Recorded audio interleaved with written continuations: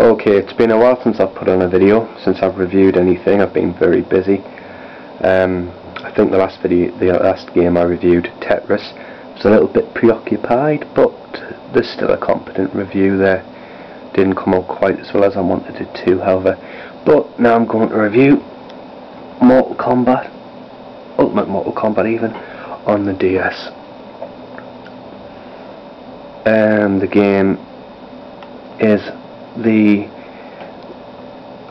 well, as you remember, one of my first reviews was Street Fighter Alpha 3 Max on the PSP, and that was for the other main competitor in the handheld market.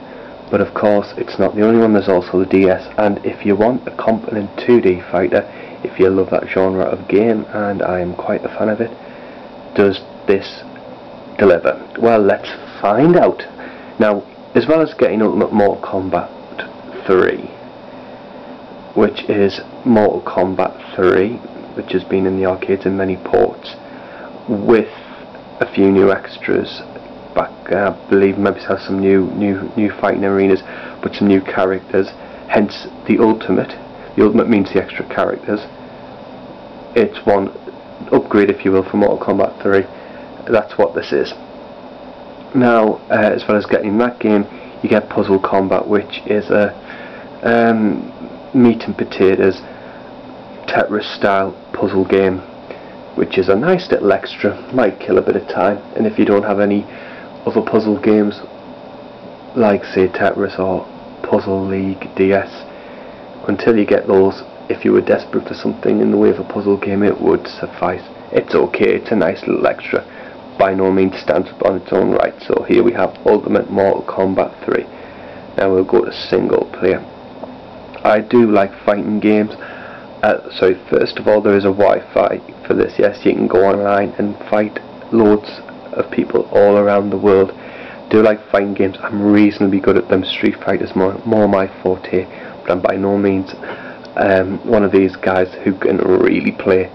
But hell, I think I can stand my own, given the right circumstances. But I've gone online and played this, and I will again, but my god, I get my ass kicked most of the time. Hell, I'll admit it. You can also play against other people using multi-card, which I believe gives you all the content, or just the one card. But unfortunately, you only get the 4 characters at either side. The 2 characters at the left here, I believe that's Katana or Jade. You've got Reptile, you've got Scorpion, and you've got the other last, whatever the hell her name is. Like I say, I'm more of a Street Fighter guy.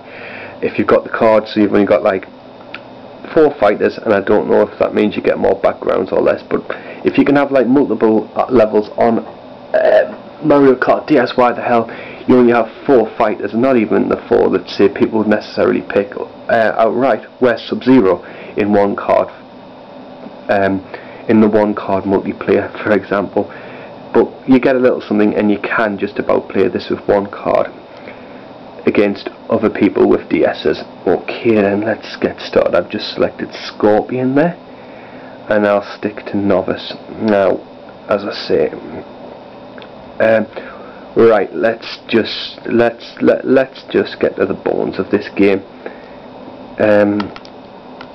To play these games and review them at the same time, to have the camera in the right place means that I am incredibly ergonomically restricted when I play them, so it's a lot harder to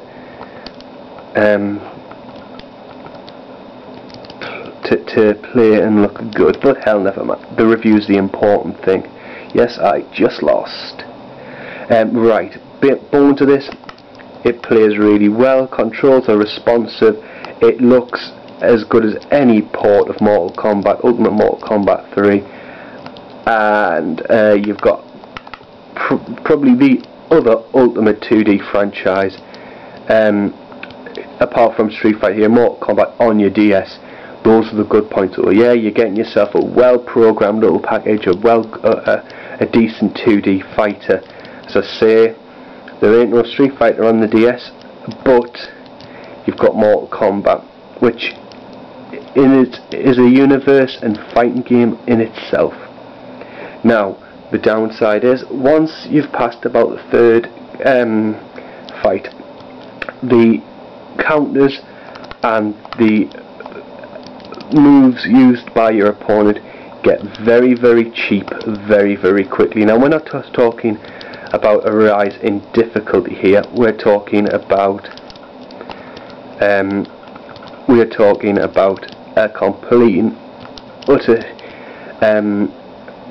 change in difficulties, and a complete and utter cheap, and a very, very cheap anyway, and unfair fighting style from the computer.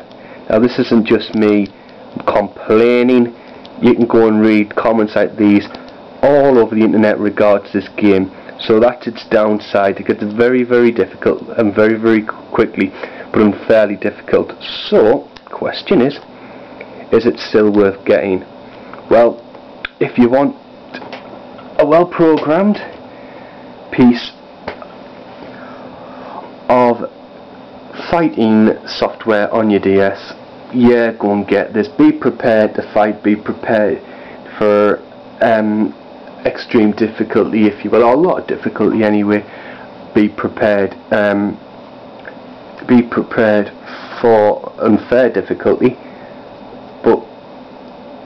and to be buying a game that's flawed in a lot of respects. If you can pick it up cheap, yeah, hell yeah. If you like Mortal Kombat, that's another plus point. If you like 2D fighters and you like to see a DS do something a little bit that's not exactly in abundance on the platform, i.e. a 2D fighter, then yeah, that's great, get this, but be prepared and be aware that there are flaws. So I'd say I'd give it a 7 out of 10. If you can pick it up cheap, comparing prices, and if you can see it somewhere like £3 to £5 cheaper, then maybe it's at a point onto that. So that's the review. Overall, is it worth it? Yes, but be prepared to be aware that it isn't perfect. So goodbye from me, and goodbye from Darth Vader. Goodbye.